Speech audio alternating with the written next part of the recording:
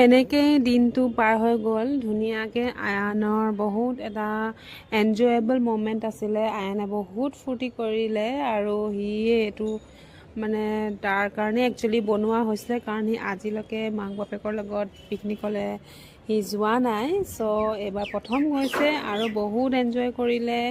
আশা কৰোঁ ভিডিঅ'টো চাই আপোনালোকেও বহুত ভাল পালে। চ' আজিলৈ বাই, এনজয় কৰি থাকক।